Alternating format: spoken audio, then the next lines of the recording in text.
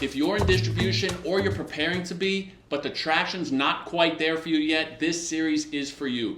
Every week, I'm tackling a real question that I've been asked recently by founders or just beverage brand leaders who are trying to move product, drive velocity, and scale with clarity. Today's question, our first one, is a great one, and it's, can you actually negotiate with distributors on your margin? And if so, what is the best way to approach it? This question comes up a lot, and to me, it's more about brand strategy, or at least as much about brand strategy as it is your pricing and your financials, okay? You have to know who and what your brand is. It starts with knowing what price point your product needs to be at on the shelf at retail. A few months ago, I was working with an upstart orange juice company, right? It was a locally made, handcrafted, quality orange juice. And they were pricing on the retail shelf at $8 a bottle. They were sitting next to brands like Dole and Tropicana, or even some of the fresh organic store brands that were $3 or $5 a bottle. There's really no brand strategy or value prop that was going to make it reasonable or viable for that product to be on the shelf and be successful at $8 a bottle. So if they were to go to a distribution partner, the margin question wouldn't even really matter, because regardless of the margin that they took, they would not be able to have success at that distribution partner, right? Their cost of goods was too high, or their own margin was too high. So distributor margin really wasn't going to play a role or have any real impact on the success that their brand had with that distribution partner. You've got to work backwards, starting with the shelf price. And this comes down to your foundational brand strategy when creating a brand, and really how you take that value pitch. And it starts with core questions, right? Who's your target consumer? That's number one. Two, who or what competing brands is that target consumer currently drinking? And the third question that's key is, how do we convince that target consumer to switch from a competing brand or product to our brand or product? Price point is going to come into play in a major way there, because you have to know who you're selling against and how your product sits next to it and compares on the shelf, right?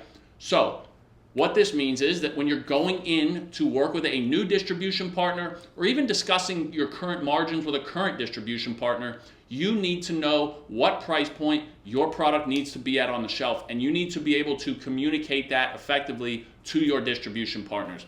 This is really critical in setting the stage and building that foundation for a happy, healthy, productive relationship with your distribution partners. Because if you go to them and say, look guys, we need to be at the shelf or on the shelf at $5 a bottle to really have success as a brand, okay?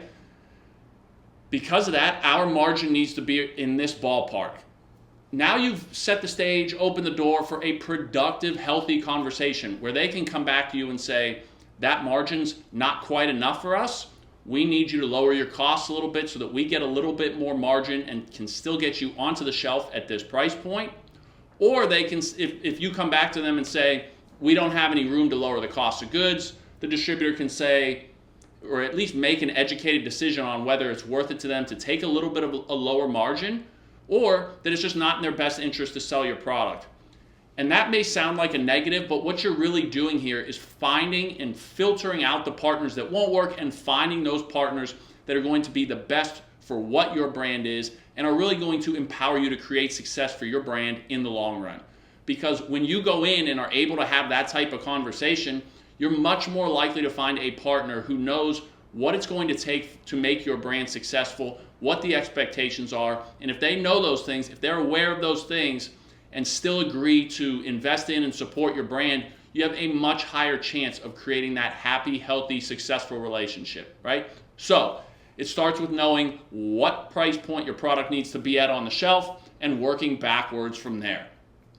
Really communicating that with confidence is such a valuable asset when working with distribution partners, because right off the bat, it lets those distribution partners know that you've got your stuff together and know what you're doing. You know what you need to be successful.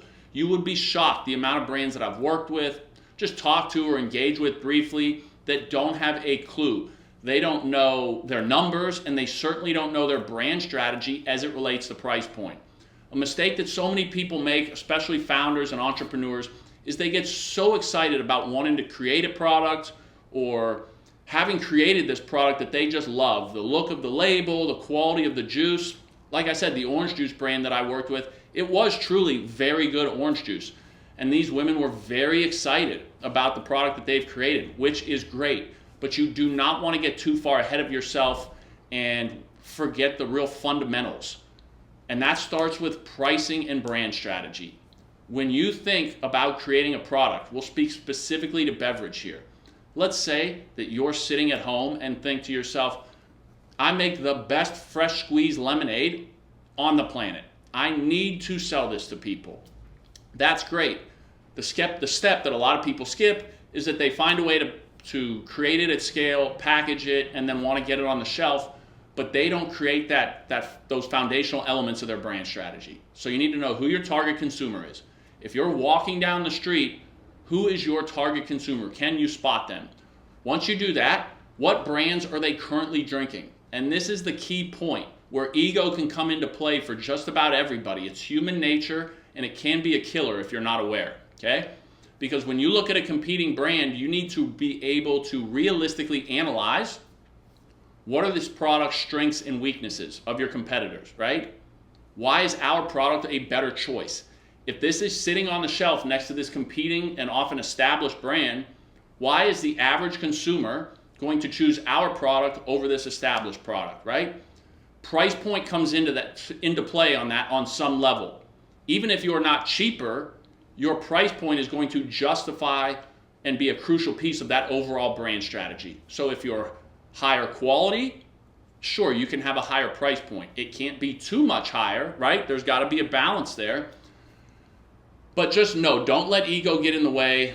From the jump, you need to know how your pricing works and how that's going to figure into your margin. And that's going to give you a clue as to whether your product and brand can be viable. Once you figure in that margin that you need to give to distributors, do you still have enough margin on your end on top of your cost of goods to make this a viable business for yourself and give yourself enough resources to pour back into the business to scale like a force multiplier?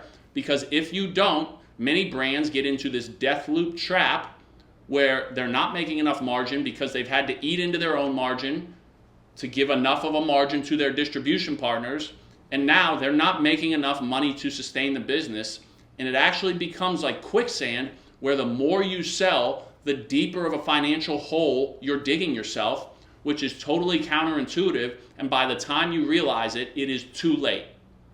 So, if you're already in a relationship with a distributor and you have a pretty good feel for your numbers as a brand, but you feel like you're not getting enough margin from your distribution partners, or maybe they're taking too much, whatever it is, my best advice would be to create the bullet points for that conversation and then to approach them in an honest and open way and say, look, if you have success, we have success. And if we have success, you have success. Right now, we can't sustain success at this margin. Maybe we need a little more on our end. Maybe we need to adjust the price on the retail end. Is there something we can do? Some incentives, some co-ops, some buybacks, some quantity discounts, whatever it is. The best approach you can take is knowing your stuff, communicating it confidently, and going in there and holding a distributor accountable, because they are automatically going to respect you more and be more likely to want to invest in your brand, okay? But if you don't know those numbers and you can't communicate what you need as a business confidently, it is incredibly unlikely that the distribution partner is going to want to sit down and give you back margin and take money out of their own pocket just because they're nice people. That's not going to happen.